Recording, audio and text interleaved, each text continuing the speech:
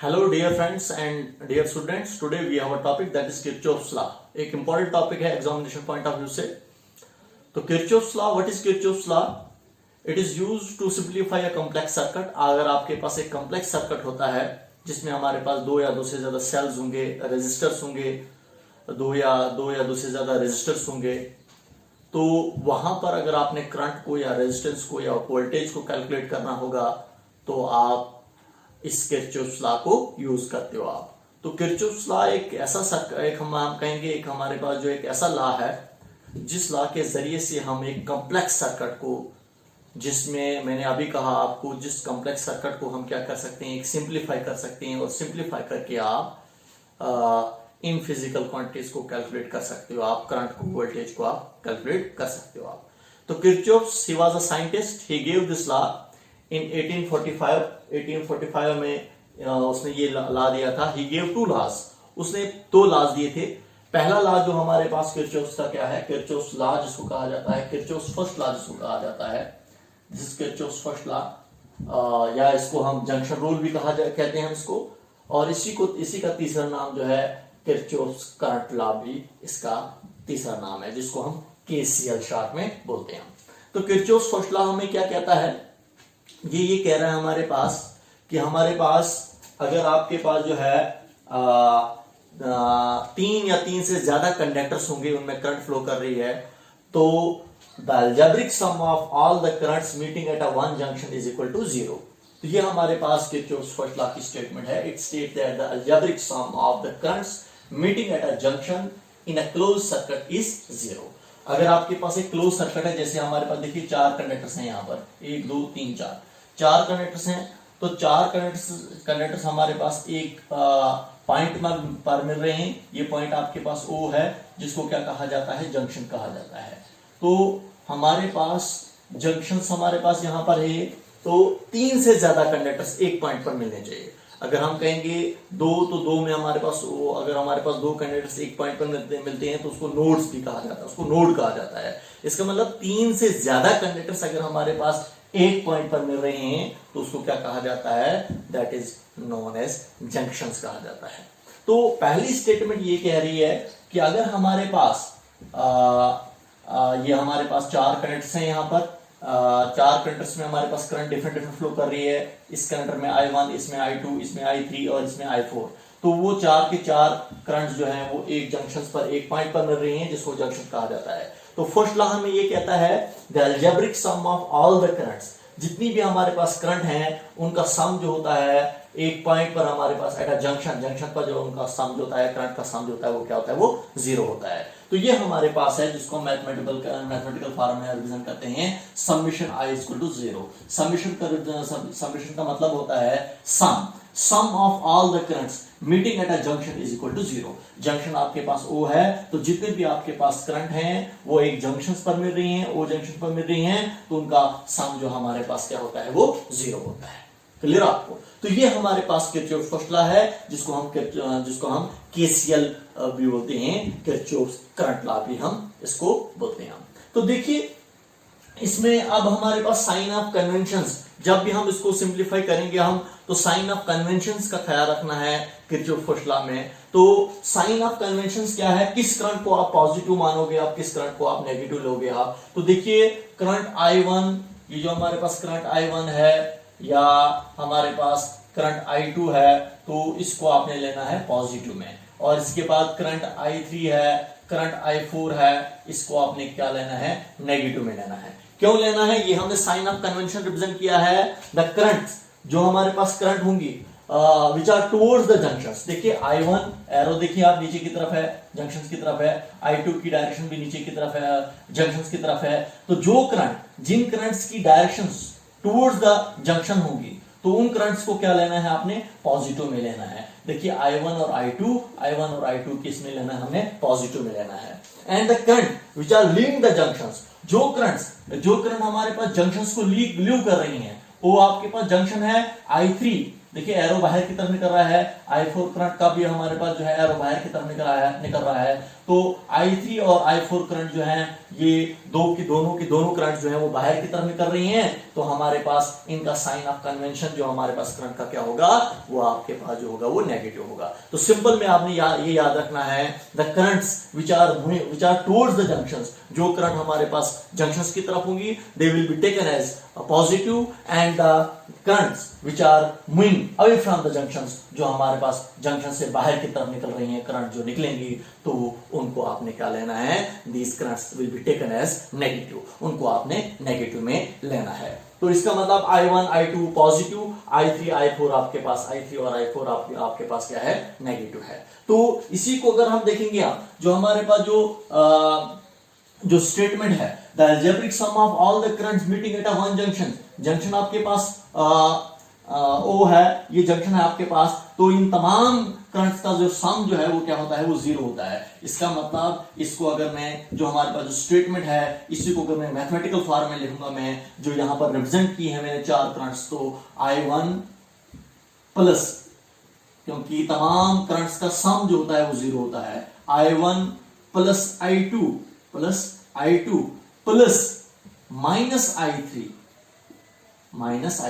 Plus minus I4 is equal to zero, जो हमारे पास statement कह रही है कि क्या स्टेटमेंट कह रही है, जो हमारे पास किरचॉफ फॉर्मूला कहता है, the algebraic sum of all the currents meeting at a junction is equal to zero, वो किस इक्वल होता है, वो जीरो के इक्वल होता है। I1 I2 मैंने पॉजिटिव लिया क्योंकि ये दोनों करंट जो है वो टुवर्ड्स द जंक्शन है, प्लस I3 और प्लस I4, ये I3 करंट भी नेगेटिव में लिया मैंने, I4 करंट भी हमने लिया किसमें, नेगेटिव में लिया, क्योंकि ये I3 और I4 करंट जो है वो लीव कर रही हैं जंक्शंस को, जंक्शन से बाहर की तरफ निकल रही हैं, तो इसीलिए इन तमाम करंट्स का जो सम होता है जीरो, लेकिन I3 और I4 मैंने क्या लिया, मैंने नेगेटिव में लिया। तो इसका मतलब I1 plus I2 plus minus होता है माइनस I3 प्लस माइनस होता है minus I4 is equal to zero, ये आपके पास आ रहा है। इसको ऐसे भी लिख सकता हूं मैं, I1 plus I2 is equal to minus I3 जब उधर जाएगा इक्वल टू के उस साइड जाएगा तो प्लस I3 में कन्वर्ट हो जाएगा, माइनस I4 जब इक्वल टू के उस साइड चले जाएगा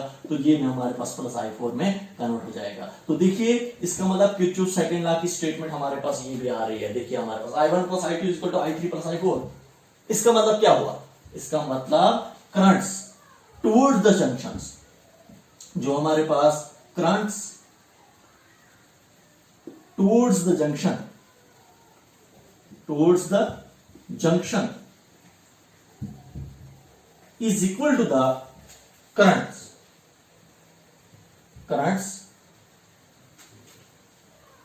सम ऑफ करंट्स भी आप कह सकते हो, sum of currents towards the junction is equal to the sum of currents away from the junctions। इसका मतलब यहां पर मैं आपको ये कह सकता हूं, मैं देखिए I1 और I2 हमारे पास, ये हमारे पास करंट है I1 और I2, ये दोनों करंट जो हमारे पास जो है इनका सम जो है वो इक्वल है, किसके, I3 और I4 के इक्वल है। इसका मतलब I1 और I2 हमारे पास क्या है, these are the sum of currents which are towards the junctions, और हमारे पास जो है I3 और I4 हमारे पास क्या है, these are the sum of currents which are away from the junctions, जो हमारे पास जंक्शन से बाहर की तरफ निकल रही हैं। तो इसका मतलब हम यहाँ पर हमारे पास दूसरी स्टेटमेंट भी इसकी आ रही है, दूसरी स्टेटमेंट हमारे पास ये आ रही है किरचॉफ फर्स्ट लॉ की, जो हमारे पास ये कह रहा है कि sum of currents which are towards the junction is equal to the sum of currents which are away from the junctions। Clear.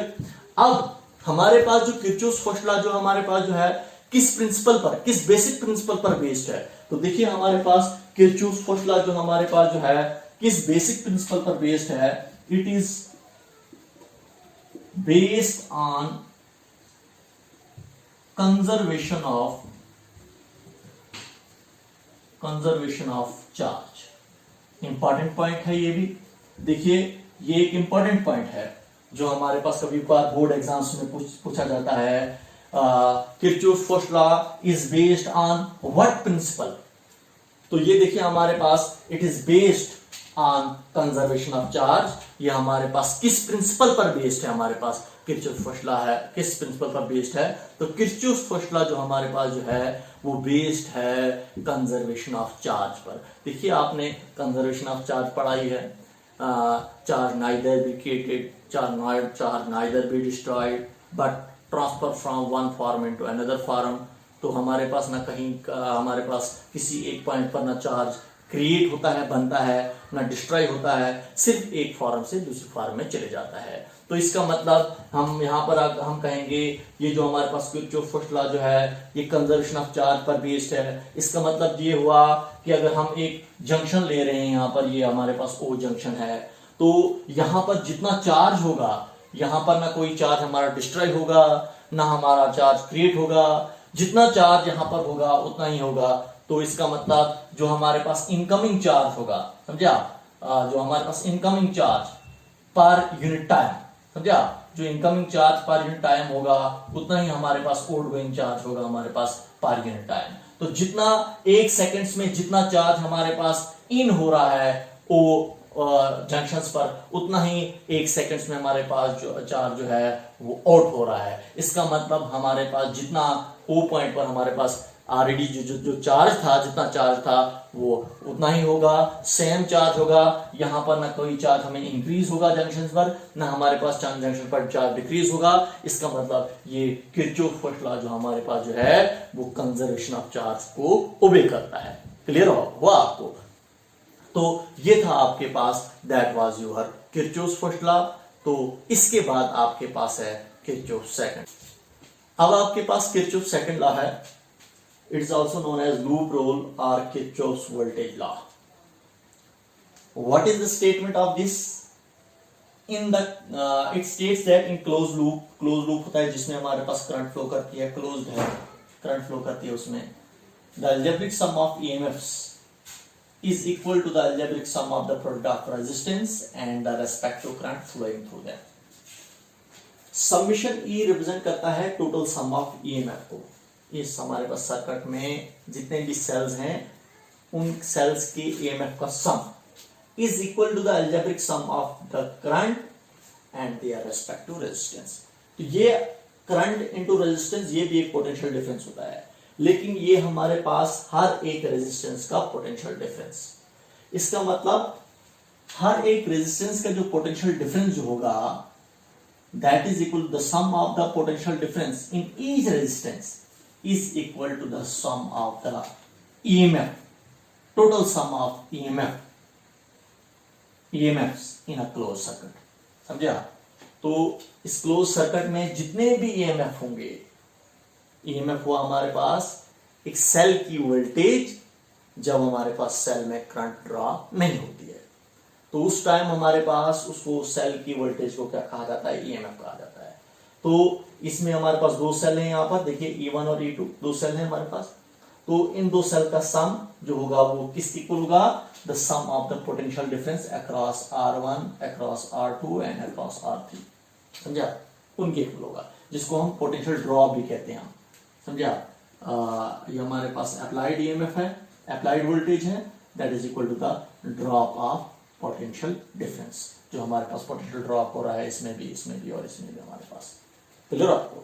तो वो हमारे पास होता है जो हमारे पास किरचॉफ सेकंड लॉ की स्टेटमेंट है। सिंपल में आपको समझ में आ रहा है आपको? तो किरचॉफ सेकंड लॉ की स्टेटमेंट यही है, the algebraic sum of EMFs, जो हमारे पास सेल में इस सर्किट में जितने भी ईएमएफ होंगे उनका सम जो होगा वो किसके इक्वल होगा? The algebraic sum of resistance and their respective currents. समझा? तो जितने भी रेजिस्टेंस होंगे उनका पोटेंशियल डिफरेंस, उनमें पोटेंशियल डिफरेंस जितना होगा, जितने भी रेजिस्टेंस होंगे तो उन सब रेजिस्टेंस का पोटेंशियल डिफरेंस उनको ऐड करेंगे तो उसको कहा जाता है अलजेब्रिक सम। ये हमारे पास जिसको समेशन से हम रिप्रेजेंट करते हैं, जैसे potential difference across this, potential difference across this, potential difference across this is equal to the जो हमारे पास इसमें जितने सेल्स होंगे उनके सेल के सम के, उनके जो हमारे पास सेल होंगे उनका ईएमएफ जो होगा उनके सम के इक्वल होगा। क्लियर आपको? तो अब ये जो हमारे पास जिसको केवीएल कहते हैं हम, ये स्टेटमेंट है हमारे पास जो अभी मैंने स्टेटमेंट समझाई। अब हम किरचॉफ सेकंड लॉ को इस सर्किट में यूज करेंगे। जो यहाँ पर मैंने सर्किट बनाया है एक कॉम्प्लेक्स सर्किट है जिसमें 3 रेजिस्टेंस हैं, having resistance R1, R2, R3।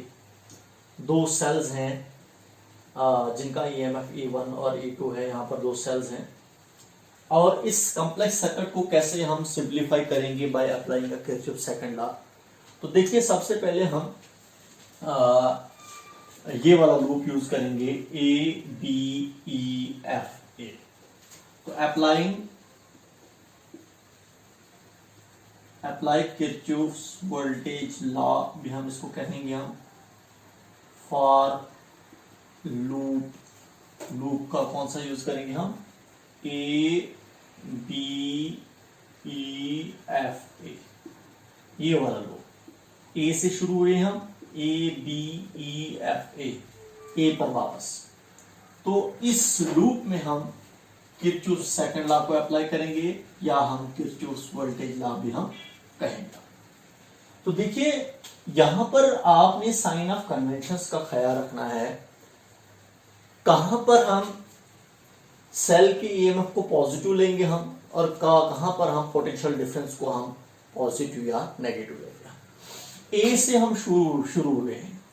We are travelling on a path A to B, B to E, E to F, F to A। सबसे पहले अगर आपको कहूंगा मैं, सबसे पहले आपको मैं कंसेप्ट दूंगा मैं पोटेंशियल ड्रॉप का और पोटेंशियल गेन का। कहां पर पोटेंशियल ड्रॉप होता है और कहां पर पोटेंशियल गेन होता है। ये देखिए ये सेल है हमारे पास, ये हायर पोटेंशियल पर है। पॉजिटिव टर्मिनल हायर पोटेंशियल पर होता है, नेगेटिव टर्मिनल लोअर पोटेंशियल पर होता है। अगर हमारा पाथ जो होगा हमारा, जिस पाथ पर हम ट्रेवल करेंगे, जिस पाथ पर हम हमारा लूप, ये हमारे पास लूप है ABEFA, ये हमारा लूप है। इसका मतलब किस पाथ पर मैं ट्रेवल करूंगा मैं A to B, B to E, E to F और F to A, ये मेरा पाथ है। अगर इस पाथ में हमारे पास ये आपके पास एक सेल आ रहा है, सेल का ये पाथ है, पाथ ऐसे हमारे पास, इसका मतलब ऐसे पाथ है हमारा। तो पाथ का हमारे पास यहां पर पहला टर्मिनल पॉजिटिव आ रहा है और दूसरा टर्मिनल नेगेटिव आ रहा है। जिस पाथ पर हम चल रहे हैं और उस पाथ पर सेल का पहला टर्मिनल पॉजिटिव और दूसरा टर्मिनल नेगेटिव। इसका मतलब आपका हमारे पास जो सेल का यहाँ पर हमारे पास जो पाथ जो हमारे पास जो है, ये जब पॉजिटिव टर्मिनल आ रहा है इसका मतलब ये हायर पोटेंशियल पर है और ये आपके पास लोअर पोटेंशियल, हमारे पास नेगेटिव टर्मिनल हमारे पास लोअर पोटेंशियल पर है। तो इसका मतलब हमारे पास यहाँ पर सेल जो हमारे पास है, अगर इसका EMF हम निकालेंगे, हम इसका EMF क्या होगा, तो जिसको हम E से रिप्रेजेंट करेंगे हम, तो यहाँ पर सेल का EMF जो होगा, जो हम कहेंगे यहाँ पर वो EMF क्या होगा, वो पॉजिटिव होगा कि नेगेटिव होगा। तो यहाँ पर वो भी हम उस पर भी बात करेंगे। और दूसरा हम बात करेंगे यहाँ पर पोटेंशियल जो होगा हमारे पास, जब हमारा पाथ ऐसा होगा तो पोटेंशियल यहाँ पर ड्रॉप होगा कि गेन होगा। तो देखिए यहाँ पर हमारे पास, देखिए आपको पता है जब हमारे पास पहला टर्मिनल पॉजिटिव आएगा, दूसरा टर्मिनल नेगेटिव आएगा, तो इसका मतलब हम higher potential to lower potential जा रहे हैं। तो वहां पर हमारे पास क्या होता है, पोटेंशियल क्या होता है, ड्रॉप हो जाता है। तो इस केस में पोटेंशियल क्या हो जाएगा, इस केस में सेल का पोटेंशियल जो है वो ड्रॉप हो जाएगा। क्या हो जाएगा, ड्रॉप हो जाएगा, क्योंकि करंट जो हमारे पास फ्लो करती है from higher potential lower potential. तो यहां पर हमारे पास जब हम हायर टू लोअर, हमारा पाथ हायर टू लोअर होगा, तो इस केस में पोटेंशियल क्या हो जाएगा, ड्रॉप हो जाएगा।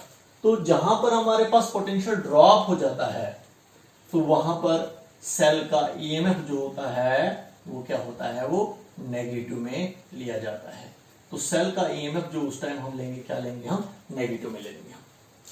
अगर पाथ ऐसा होगा, ये एक कंडीशन ले ली मैंने, दूसरी कंडीशन ये ले ली मैंने कि यही हमारे पास सेल है, तो पाथ जो होगा हमारे पास ये हायर पोटेंशियल पर है, ये लोअर पोटेंशियल पर है। और पाथ जो हमारे पास जो है, जिस पाथ पर हम ट्रेवल कर रहे हैं, हम पहला टर्मिनल आपके पास लोअर आएगा, उसके बाद हायर आ जाएगा। तो यहां पर क्या हो जाता है, यहां पर पोटेंशियल जो होता है हमारे पास वो गेन होता है, पोटेंशियल गेन हो जाता है। जब हमारे पास सेल का पहला टर्मिनल नेगेटिव और दूसरा टर्मिनल हमारे पास पॉजिटिव आएगा।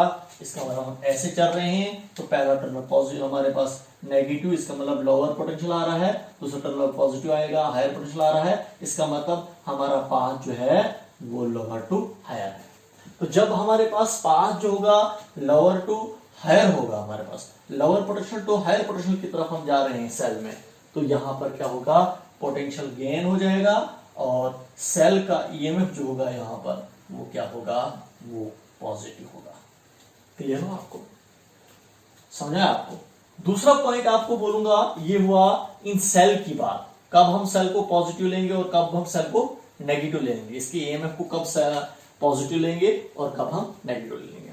अब रेजिस्टेंस में भी हम निकालेंगे, हम इसमें जो पोटेंशियल जो होगा हमारे पास वो कब पॉजिटिव ले लेंगे और कब नेगेटिव ले लेंगे हम।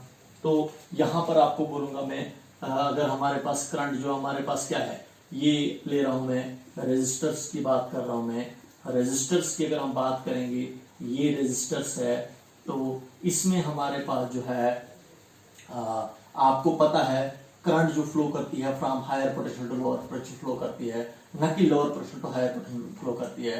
तो करंट जो होगी हमारे पास ये है, हमारे पास ये higher potential to lower potential हमारे पास करंट फ्लो कर रही है। तो अगर हम इसमें पोटेंशियल डिफरेंस निकालेंगे हम, तो जिस पोटेंशियल डिफरेंस को हम डेल्टा वी से रिप्रेजेंट करेंगे वो किसके इक्वल होगा, वो पोटेंशियल डिफरेंस। तो देखिए अगर पाथ भी हमारा वही होगा, ये पाथ है हमारे पास, पाथ भी वही ले रहे हैं हम, जिस पाथ पर हमारे पास करंट है, करंट फ्लो कर रही है, उसी पाथ पर हम भी चल रहे हैं, और हमने अगर निकालना होगा इसमें रेजिस्टेंस क्या होगा, इसमें पोटेंशियल डिफरेंस जो होगा इस रेजिस्टेंस आर में, वो पॉजिटिव होगा कि नेगेटिव होगा। अगर करंट की डायरेक्शंस, समझा, करंट की डायरेक्शंस और हमारे पाथ की डायरेक्शन, जिस पाथ पर हम चल रहे हैं, अगर सेम होगी तो वहां पर हमारे पास पोटेंशियल जो हम ले लेंगे वो क्या ले लेंगे हम, वो पॉजिटिव में ले लेंगे हम। तो पोटेंशियल डिफरेंस जो होगा यहाँ पर वो किसके होता है, वो करंट इंटू वोल्टेज के होता है। तो करंट इंटू रेजिस्टेंस होता है, करंट क्या है आई है, रेजिस्टेंस क्या है आर है, तो ये पोटेंशियल डिफरेंस हुआ इस आर के थ्रू। अब ये पोटेंशियल डिफरेंस पॉजिटिव होगा कि नेगेटिव होगा, देखिए जिस पाथ पर हम चल रहे हैं उसी पाथ पर करंट भी फ्लो कर रही है, करंट हायर टू लोअर है, तो हम क्या ले लेंगे हम यहाँ पर पोटेंशियल को क्या ले लेंगे हम, पोटेंशियल डिफरेंस को क्या ले लेंगे हम, पॉजिटिव में ले लेंगे हम, इसमें इस रेजिस्टेंस में। अब अगर हमारे पास तीसरा केस जो है, चौथा केस जो हमारे पास है, यही करंट अगर हमारे पास फ्लो कर रही है इस रेजिस्टेंस में, लेकिन हम ट्रेवल कर रहे हैं इसके अपोजिट में, करंट के अपोजिट में ट्रेवल कर रहे हैं, तो पोटेंशियल डिफरेंस अगर आप निकालना होगा हमने, तो यहाँ पर पोटेंशियल डिफरेंस कितना क्या होगा हमारे पास, आर के थ्रू वो करंट इंटू रेजिस्टेंस के इक्वल होता है, लेकिन करंट के अपोजिट में हम चल रहे हैं, तो हमारे पास पोटेंशियल डिफरेंस जो आर में आएगा वो नेगेटिव आएगा। तो ये मैंने आपको रेजिस्टेंस की बात की मैंने, और इसके बाद सेल की बात की मैंने, सेल कब नेगेटिव होगा, सेल का ईएमएफ कब पॉजिटिव होगा, कब नेगेटिव होगा, और पोटेंशियल ड्रॉप कब होगा, पोटेंशियल गेन कब होगा, और रेजिस्टेंस में पोटेंशियल डिफरेंस पॉजिटिव कब होगा, और रेजिस्टेंस में हमारे पास पोटेंशियल डिफरेंस नेगेटिव कब होगा। तो ये भी आपको मैंने यहाँ पर बोला मैंने आपको। तो अब हम किरचॉफ सेकंड लॉ को अप्लाई करेंगे, इस सर्किट में अप्लाई करेंगे हम। तो जो मैंने अभी आपको सर्किट बोला, तो अब देखिए सबसे पहला जो क्लोज लूप लिया है मैंने, ये क्लोज लूप है, ए बी ई एफ ए, ये आपके पास क्लोज लूप है। तो इसमें जब हम किरचॉफ सेकंड लॉ को अप्लाई करेंगे हम, तो इसमें सेल एक ही है, यहां से हम शुरू हो रहे हैं, तो ऐसे ऐसे चलते चलते चलते चलते तो एक सेल है जिसका ईएमएफ क्या है, E1 है। तो जब A टू B गए तो यहाँ पर कोई सेल नहीं है, B टू E गए कोई सेल नहीं है, यहां से यहां गए कोई सेल नहीं है, जब F टू A आए तो एक सेल आया, तो इसका ईएमएफ क्या है, E1 है। तो इसके ईएमएफ जब E1 है, वो ईएमएफ हम पॉजिटिव ले लेंगे कि नेगेटिव ले लेंगे हम, पहला टर्मिनल नेगेटिव आया, दूसरा टर्मिनल पॉजिटिव आया, क्योंकि हम ऐसे चल रहे हैं, तो फर्स्ट टर्मिनल जो आपके पास आ रहा है, whenever we are travelling on the loop from A to B, B to E, E to F, F to A, तो जब हम ऐसे चल रहे हैं, जब F टू A आए हम, तो फिर हमारे पास सेल आ रहा है और सेल का पहला टर्मिनल नेगेटिव आ रहा है। तो जब हमारे पास सेल का पहला टर्मिनल नेगेटिव आ जाएगा, और उसका दूसरा टर्मिनल पॉजिटिव आएगा, तो हमारे पास जो है सेल का ईएमएफ जो आपके पास आता है, देखिए यहाँ पर सेल का हमारे पास पहला टर्मिनल नेगेटिव, दूसरा टर्मिनल पॉजिटिव आ रहा है, इसका मतलब लोअर टू हायर आ रहे हैं हम, तो ईएमएफ क्या आ जाएगा हमारे पास यहाँ पर, वो पॉजिटिव आएगा। तो ईएमएफ मुझे क्या लेना पड़ेगा, वो पॉजिटिव लेना पड़ेगा। इसका मतलब E1 जो आएगा इस लूप में, E1 सेल एक ही है, तो ये ईएमएफ जो आएगा वो पॉजिटिव में आएगा। तो सम ऑफ ईएमएफ होता है, लेकिन ईएमएफ एक ही है तो दूसरा ईएमएफ है ही नहीं, तो सम ऑफ ईएमएफ, इसका मतलब ईएमएफ एक ही आपके पास आ रहा है, is equal to the sum of potential difference across each resistance. तो देखिए इस लूप में ए बी ई एफ ए, इस लूप में पहला रेजिस्टेंस ये आ रहा है आपके पास R2, समझा। सबसे पहले हम इस रेजिस्टेंस में पोटेंशियल डिफरेंस निकालेंगे। तो आपको पता है पोटेंशियल डिफरेंस किसके इक्वल होता है, वो करंट इनटू रेजिस्टेंस के इक्वल होता है। इसका मतलब करंट कितनी है I2, रेजिस्टेंस कितना है R2, तो ये पोटेंशियल डिफरेंस हुआ हमारे पास किसके अक्रॉस, R2 के अक्रॉस। अब ये जो हमारे पास जो है ये पोटेंशियल डिफरेंस पॉजिटिव ले लेंगे हम, नेगेटिव ले लेंगे, ये आपने ख्याल रखना है। तो देखिए जब हम B to A B to E आ गए, तो B टू E करंट जो ड्रॉ कर रहा है कौन सा, ये सेल ड्रॉ कर रहा है। आपको पता है जो सेल करंट ड्रॉ करता है वो from positive terminals to negative terminal flow करता है, ड्रॉप करता है। तो इसका मतलब इसके पॉजिटिव टर्मिनल से करंट निकलेगी ऐसे ऐसे ऐसे, तो यहां पर ये करंट का हमारे पास है, ये करंट फ्लो कर रही है I2 जो इसमें करंट फ्लो कर रही है इस R2 में ऐसे फ्लो कर रही है, तो फिर ऐसे हमारे पास, और करंट फिर नेगेटिव टर्मिनल में वापस। तो सोर्स है हमारे पास, सेल जो हमारे पास है करंट का सोर्स है, तो यही सेल जो हमारे पास करंट को ड्रॉ कर रहा है इसमें, इस R2 में भी और I1 में भी, समझा। तो देखिए जब हम इस पाथ पर आ गए, हम किस पाथ पर, B टू E, इस पाथ पर आ गए हम, तो पहला हमारे पास रेजिस्टेंस कौन सा आ रहा है R2, और इसमें जिस पाथ पर हम चल रहे हैं हम B टू E, हमारा पाथ भी वही है और करंट की डायरेक्शन भी वही है। इसका मतलब जब आपका पाथ भी वही होगा और करंट की डायरेक्शन भी वही होगी, तो यहां पर हमारे पास पोटेंशियल डिफरेंस जो लेना होता है वो पॉजिटिव लेना होता है।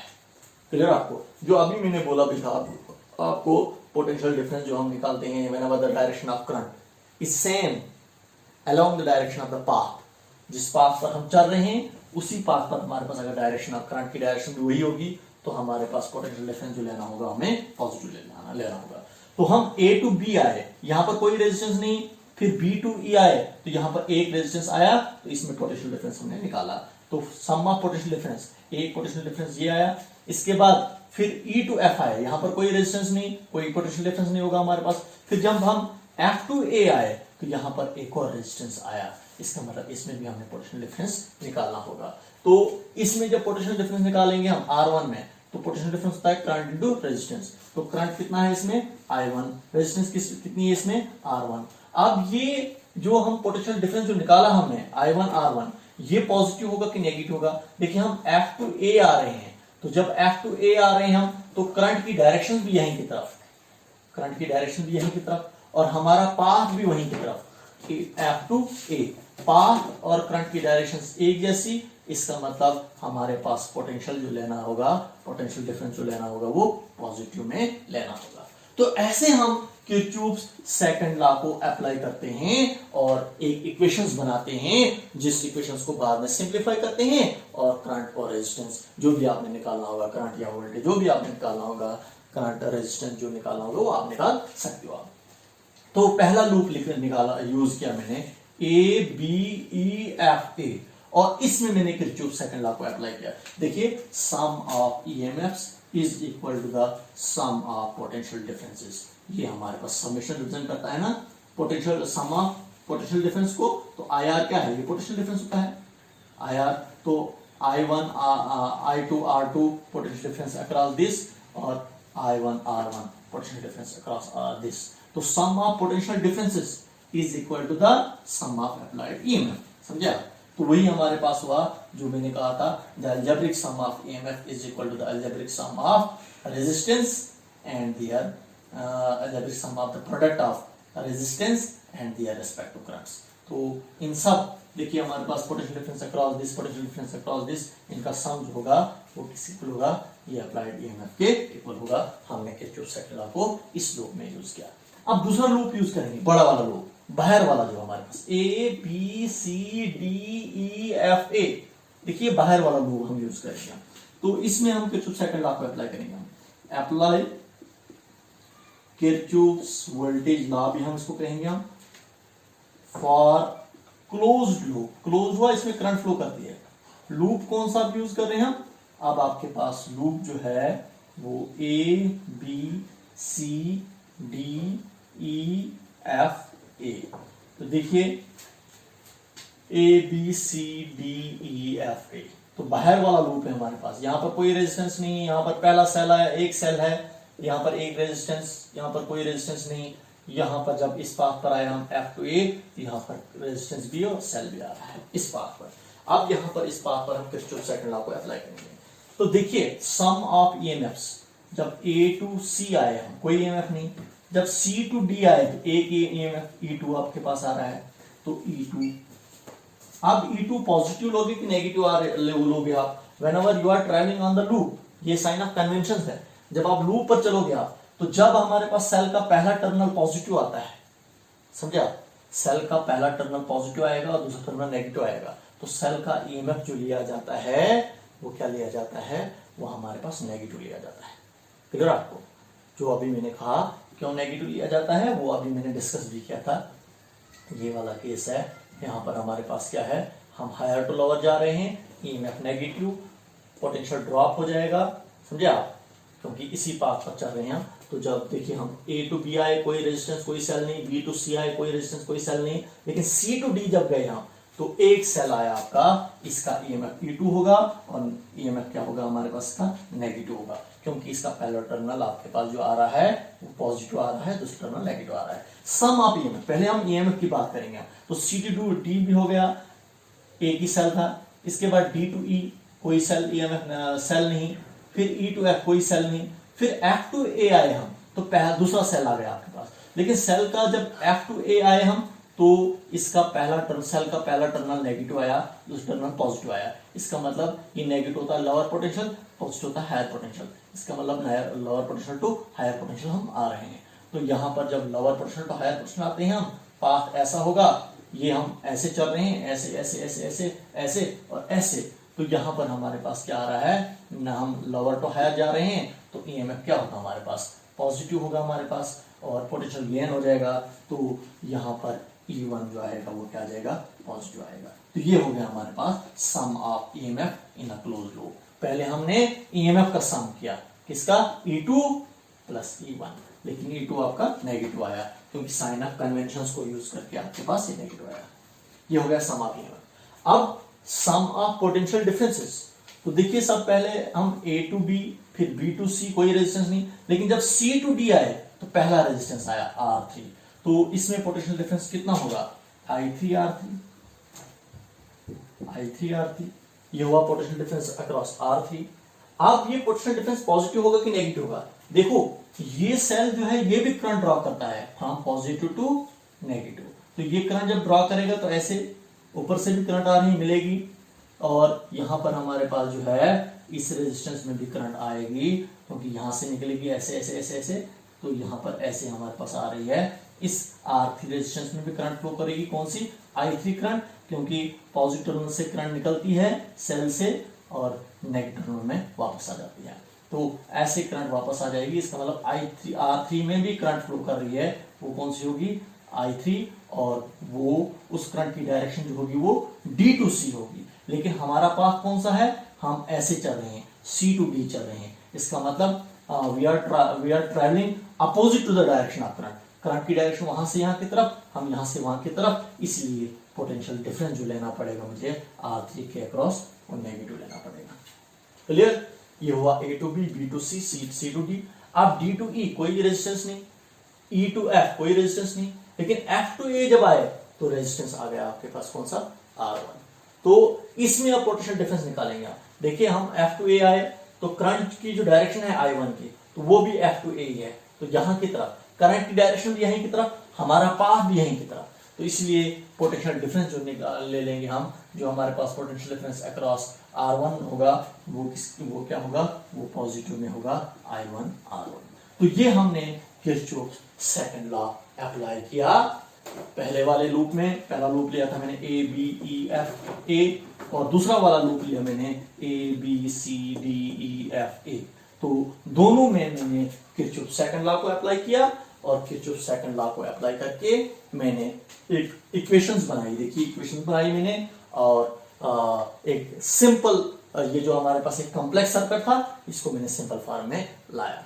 और इसके बाद आप इन दो इक्वेशंस को सिंप्लीफाई करके करंट भी निकाल सकते हो आप, रेजिस्टेंस भी निकाल सकते हो आप, क्योंकि जब आपके पास न्यूमेरिकल आएगा वहां पर आपको कुछ रेजिस्टेंस दिए होंगे, कुछ करंट्स दी होंगी, या आपको वोल्टेज दिया होगा, ईएमएफ दिया होगा, और आप फिर बोलोगे, आप वहां से आप खुद ही सिंप्लीफाई करोगे, आप उसको कैसे कहां पर हमारे पास किस रेजिस्टेंस में कितनी करंट फ्लो कर रही है तो हम निकालेंगे। लेकिन वो अलग से हमारे पास होगा कि न्यूमेरिकल्स इस पर हम अलग से करेंगे, वहां पर हमारे पास किरचॉफ सेकंड लॉ पर न्यूमेरिकल्स जो होंगे, किरचॉफ फर्स्ट लॉ पर न्यूमेरिकल्स होंगे, वो नेक्स्ट टॉपिक होगा आपका। लेकिन यहां पर आपने सिर्फ ये समझना था कि हमारे पास जो है किरचॉफ सेकंड लॉ को कैसे अप्लाई करते हैं हम, और एक कॉम्प्लेक्स सर्किट को कैसे हम सिंप्लीफाई करते हैं। क्लियर है आपको? तो ये था आपके पास Kirchhoff second law. Last point है आपके पास, इंपॉर्टेंट पॉइंट है जो आपको मैंने बोलना है, ये हमारे पास किरचॉफ सेकंड लॉ किस प्रिंसिपल पर बेस्ड है।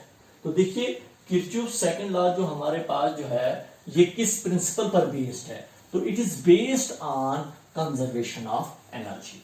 तो देखिए हमारे पास जो है, ये जो हमारे पास जो है, it is based on conservation of energy. ये कंजर्वेशन ऑफ एनर्जी पर बेस्ड है। पहला आपके पास जो पहला लेक्चर जो है, पहला किरचॉफ फर्स्ट लॉ जो है वो कंजर्वेशन ऑफ चार्ज पर बेस्ड है, और ये हमारे पास है कंजर्वेशन ऑफ एनर्जी पर बेस्ड है। कंजर्वेशन ऑफ एनर्जी वही हुआ, energy neither be created nor destroyed but transfer from one form to another form. इसका मतलब यही हुआ कि यहाँ पर जब हमारे पास जो है इस सर्किट में करंट, इलेक्ट्रिकल एनर्जी जो हमारे पास जो है वो फ्लो करेगी, इलेक्ट्रिकल एनर्जी इसमें होगी, तो वो इलेक्ट्रिकल एनर्जी जो है ना क्रिएट हो जाएगी ना डिस्ट्रॉय हो जाएगी, जितनी है सेम रहेगी, जितनी है उतनी ही रहेगी। कैसे रहती है इसका प्रूफ थोड़ा सा आपको मैं बोलूंगा। मैं जैसे यहीं पर मैं ले रहा हूं, मैं यही लूप लूंगा, क्लोज लूप लूंगा मैं। कौन सा क्लोज लूप है आपके पास? ए बी ई एफ ए। देखिए ए से हम चले हैं, ए पर वापस आए, तो अगर हम पोटेंशियल डिफरेंस निकालेंगे हम, तो यहां पर आपके पास इनिशियल पॉइंट और दो पॉइंट जो हैं वो सेम ही हैं। यहीं से हम निकले हैं, पूरे पाथ पर चले हम, और यहीं पर वापस आ गए हम। तो इसका मतलब जो पोटेंशियल डिफरेंस जो होगा हमारे पास इन दो पॉइंट्स के बीच में, ए और ए सेम है हमारे पास, ए पॉइंट इनिशियल और फाइनल पॉइंट जो हमारे पास सेम है, तो वो पोटेंशियल डिफरेंस, इस पोटेंशियल डिफरेंस को हम किससे रिप्रेजेंट करते हैं? डेल्टा ए से रिप्रेजेंट करेंगे, तो वो किसके इक्वल होगा? वो final potential minus initial potential के इक्वल होगा। तो फाइनल पोटेंशियल ए से निकले ए पर वापस, final potential minus initial potential same हमारे पास है। तो वो इसका मतलब पोटेंशियल डिफरेंस जब हम निकालेंगे तो पोटेंशियल डिफरेंस यहाँ पर क्या होगा?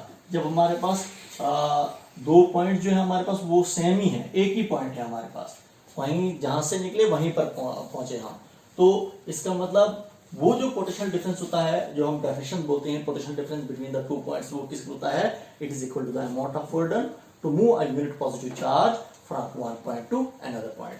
तो ये पोटेंशियल डिफरेंस जो होगा ये किसके इक्वल होता है? ये एक्सटर्नल वर्डन अपॉन यूनिट चार्ज के इक्वल होता है। जैसे अगर हमने पोटेंशियल डिफरेंस निकालना होगा, यहाँ पर तो इनिशियल और फाइनल पॉइंट सेम ही है, तो हमने जो वर्डन किया है वन यूनिट ऑफ चार्ज पर जो वर्डन करते हैं, ए पॉइंट से लाए हम उसको, और फिर से हम ए पॉइंट पर ही पहुंचाए, तो वन कूलम ऑफ चार्ज को, तो वही वर्डन जो होता है, जो हम वन कूलम ऑफ चार्ज पर वर्डन करते हैं, वो वर्डन किस होता है? वो पोटेंशियल डिफरेंस के इक्वल होता है। तो यहाँ पर वो दो पॉइंट जो हमारे पास वो सेम है, एक ही पॉइंट है, इसका मतलब पोटेंशियल डिफरेंस जो होगा हमारे पास दो पॉइंट्स के बीच में जो होगा वो क्या होगा? वो जीरो होगा।